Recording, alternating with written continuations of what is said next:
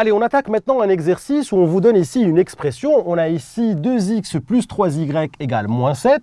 Et on vous dit exprimer x en fonction de y, exprimer y en fonction de x. Et puis la deuxième question, on vous demande de faire la même chose mais avec une autre expression. Donc ça, c'est quelque chose qu'il faut absolument savoir faire correctement en mathématiques. Et encore une fois, je vois beaucoup d'élèves qui font des erreurs sur ce genre de choses parce qu'ils n'ont simplement pas compris comment on faisait. Et donc là, je vais vous expliquer les choses en détail. Donc là, j'ai une expression, j'ai une égalité, donc 2x plus 3y égale moins 7. Alors, comme je vous ai expliqué dans une vidéo d'introduction, est-ce que ceci est une équation ? Est-ce que ceci est une égalité? Eh bien oui, c'est une égalité. Pourquoi? Puisque j'ai un signe égal, j'ai un membre de gauche et un membre de droite. Donc ceci est une égalité et on a, quand on vous dit dans un énoncé, on a 2x plus 3y égale moins 7, cela veut dire que cette égalité est vraie. D'accord? Donc 2x plus 3y égale moins 7. Donc on a cette égalité et ce qu'on cherche à faire, c'est exprimer x en fonction de y. Donc ça veut dire quoi?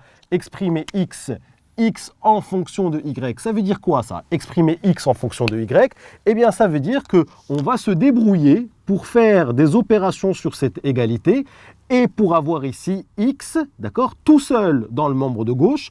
X doit être tout seul dans le membre de gauche et puis ici, il va falloir que je me débrouille pour avoir quelque chose, d'accord, où il y a du y, d'accord? C'est ça exprimer x en fonction de y. Exprimer x en fonction de y, c'est-à-dire se débrouiller pour avoir x tout seul dans le membre de gauche égale quelque chose ici où il y a du y.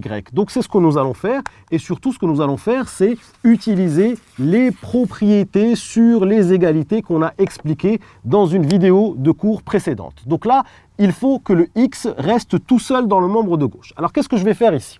Eh bien je me dis ok, est-ce que lui il est à sa place? Eh bien oui, x doit rester dans le membre de gauche, mais lui ne doit pas rester dans le membre de gauche. Donc lui, il doit disparaître, on doit trouver un moyen de le faire disparaître du membre de gauche et de le faire apparaître dans le membre de droite. Alors souvent, ce que disent les élèves, ils disent « je vais passer dans le membre de droite ». Oui, je suis d'accord avec vous, mais il faut éviter de dire « je vais passer dans le membre de droite » parce que ça, c'est source de beaucoup d'erreurs, d'accord? Donc ce que je vous propose de faire, c'est d'essayer dans un premier temps de ne jamais dire « je passe à droite ». Il faut se dire qu'est-ce que je vais faire sur le membre de gauche et le membre de droite pour faire disparaître ici le 3y. Eh bien, ce que je vais faire, c'est que je vais faire moins 3y ici et je vais faire moins 3y ici. Rappelez-vous, dans une vidéo de cours, je vous ai expliqué que quand on a a égale b, d'accord, si j'ai a égale b, eh bien j'ai le droit de venir faire moins c ici et moins c ici. J'ai le droit d'écrire que a moins c est égal à b moins c. Donc c'est exactement ce que je fais ici. Regardez, j'ai a ici égale b, et puis je vais enlever moins 3y ici, je vais enlever moins 3y ici. Alors qu'est-ce que je vais obtenir? Regardez ce que je vais obtenir. Eh bien 2x plus 3y moins 3y, 3y moins 3y va se simplifier, et je vais avoir ici 2x. Et puis là, je vais avoir moins 7 moins 3y, moins 7 moins 3y. Alors vous allez me dire, bah oui, ça revient à passer le 3y dans le membre de droite. Oui, je suis d'accord avec vous, mais dans un premier temps, on va essayer de ne pas dire « je passe le 3y dans le membre de droite ». On va essayer de voir ça comme si on enlevait 3y à droite et à gauche. C'est hyper important de le faire comme ceci. D'accord? Donc là, est-ce que c'est fini? Eh bien non, c'est pas fini. Pourquoi? Puisque moi, je veux que le x soit tout seul dans le membre de gauche. Rappelez-vous, exprimer x en fonction de y, ça veut dire que je veux que x reste tout seul dans le membre de gauche. Et puis ici, avoir tout ce que vous voulez avec du y, mais x doit rester tout seul. Donc ici, le x, il est multiplié par 2, d'accord? Il est multiplié par 2. Comment je vais faire pour faire disparaître le 2 ici? Comment je vais faire pour faire disparaître le 2?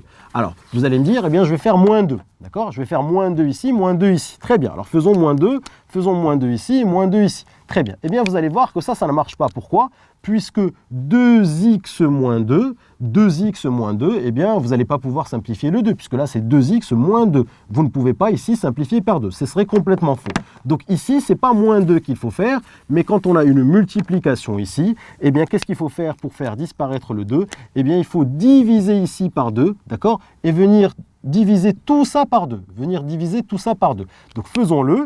Eh bien, 2x divisé par 2, 2x divisé par 2 est égal ici à moins 7 moins 3y, le tout divisé par 2. Ici, est-ce que je vais pouvoir simplifier par 2? Eh bien oui, ici, je vais pouvoir simplifier par 2 et je vais donc obtenir x est égal à moins 7 moins 3y sur 2. Et est-ce que j'ai répondu à la question? Oui, j'ai répondu à la question puisque ici j'ai exprimé x en fonction de y, c'est-à-dire je n'ai que x qui est dans le membre de gauche. Donc là, je vous ai expliqué en détail, vraiment très lentement, le premier exemple. Maintenant, on va avoir 3 autres exemples, on va un petit peu accélérer. Vous allez voir, c'est rien de très compliqué. Donc là, à partir de cette égalité-là, j'ai exprimé x en fonction de y. Alors, petit b, on vous dit quoi ici? On vous dit exprimer y en fonction de x. Donc là, ce n'est pas la même chose, on part toujours de la même égalité, mais là, il faut exprimer y en fonction de x. Donc c'est y qui doit rester tout seul dans le membre de gauche, et je vais avoir ici égal, et puis ici, je vais avoir du x. C'est ça que ça veut dire exprimer y en fonction de x, c'est-à-dire s'arranger pour que le y soit tout seul dans le membre de gauche. Donc on va partir à partir de cette égalité, et puis on va se débrouiller pour laisser le y dans le membre de gauche et passer tout ce qui n'est pas y dans le membre de droite. Mais encore une fois, je vous ai dit, il faut éviter de dire je passe dans le membre de droite. Il faut se dire qu'est-ce que je fais? Est-ce que j'ajoute la même chose à droite et à gauche? Est-ce que j'enlève la même chose à droite et à gauche? Est-ce que je multiplie par la même chose à droite et à gauche? Est-ce que je divise par la même chose à droite et à gauche? Il faut vraiment prendre conscience de ça. Très bien. Donc là, je vois bien que c'est le 2x qui doit disparaître. D'accord? Donc du coup, qu'est-ce que je vais faire? Eh bien ici, je vais faire moins 2x, et puis ici, je vais faire moins 2x. Est-ce que ça va marcher? Oui, ça va marcher. Pourquoi? Eh bien parce que 2x plus 3y moins 2x, 2x moins 2x va se simplifier, et là, je vais avoir 3y égale à moins 7 moins 2x, très bien. Et puis là, comment je vais faire pour faire disparaître le 3 ici? Eh bien, encore une fois, l'erreur à ne pas faire, c'est de me dire, je vais faire moins 3 ici et moins 3 ici. Non, ça ne marche pas. Pourquoi? Parce que vous savez que 3y moins 3, vous n'allez pas pouvoir simplifier. Ça, ce n'est pas simplifiable, d'accord? Parce que là, c'est 3y moins 3. Alors, pour pouvoir simplifier, qu'est-ce qu'il faut faire? Eh bien, il faut diviser par 3, puisque là, c'est multiplié. Donc, du coup, si vous divisez par 3, eh bien, le 3 va disparaître. Donc là, ce n'est pas moins 3 qu'il faut faire, mais il faut bien faire diviser ici par 3 et diviser ici par 3. Donc là, vous voyez, ça commence à rentrer. Donc, 3y divisé par 3, ça va se simplifier. Et je vais avoir ici y égale moins 7 moins 2x. Attention, le tout divisé par 3. Le tout divisé par 3. Et donc, voilà y exprimé en fonction de x. Allez, je vous laisse faire la deuxième question tout seul. Même question pour 5x moins 4y égale 2.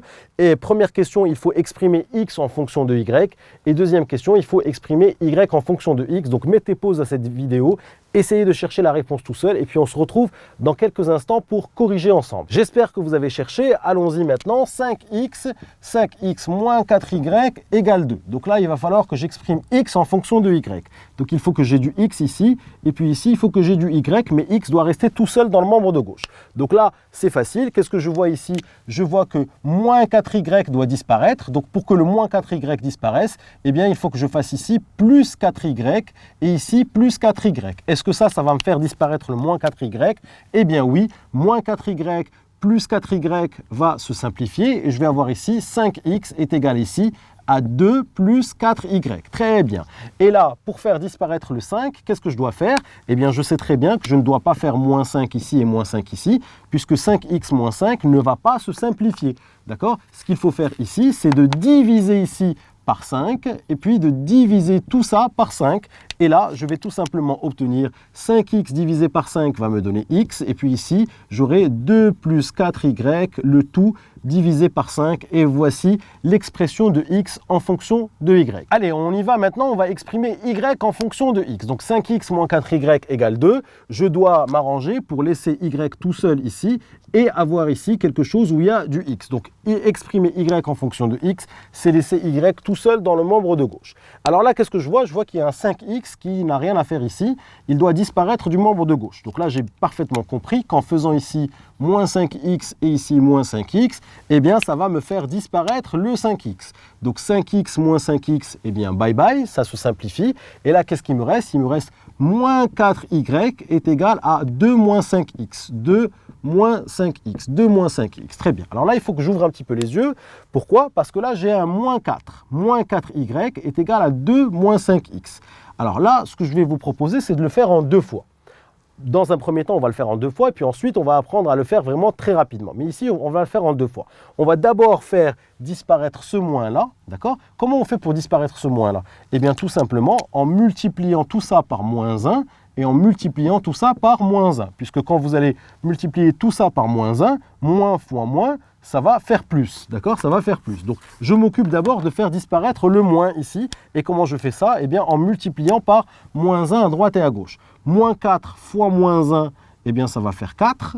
4y, d'accord? Et ici, attention, c'est moins 1 multiplié par, entre parenthèses, 2 moins 5x, d'accord? Moins 1, c'est moins 1 qui est multiplié par tout ça. Alors, ce que je peux faire ici, c'est je peux maintenant distribuer le moins 1 sur la parenthèse. Donc, moins 1 fois 2 va me donner moins 2, et moins 1 fois moins 5x va me donner plus 5x. Donc, ici, j'ai 4y est égal à moins 2 plus 5x. Et puis maintenant, vous avez compris que pour faire disparaître le 4 ici, comme il est multiplié ici, eh bien pour le supprimer, le 4, eh bien il va falloir diviser ici par 4 et diviser tout ça par 4. Donc là, est-ce que ça marche?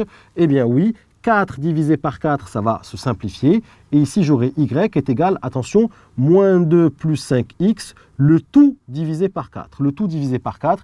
Et voilà ici, vous avez exprimé y en fonction de x. Donc là, on a appris à partir d'une égalité à exprimer une variable en fonction d'une autre en appliquant les propriétés sur les égalités. Et j'espère que vous avez pris conscience de ça. J'insiste sur quelque chose. Dans un premier temps, ne dites pas « je passe de l'autre côté », mais dites-vous plutôt « par quoi je multiplie à droite et à gauche », par quoi je divise à droite et à gauche, qu'est-ce que j'ajoute à droite et à gauche, qu'est-ce que je soustrais à droite et à gauche. Prenez conscience de ça puisque ça va énormément vous aider pour les exercices un peu plus compliqués. Donc voilà, c'est terminé pour cet exercice. On va en attaquer un autre ensemble tout de suite. Si tu as aimé cette vidéo, n'oublie pas de t'abonner à ma chaîne en cliquant sur le bouton en bas. Tu seras averti à chaque fois que je vais poster une nouvelle vidéo. Et surtout, n'oublie pas d'aller jeter un petit coup d'œil à mon site kifflesmaths.com. Je t'ai mis ici le lien à ta droite. Sur le site, je te propose plein d'autres ressources et te réserve évidemment des surprises.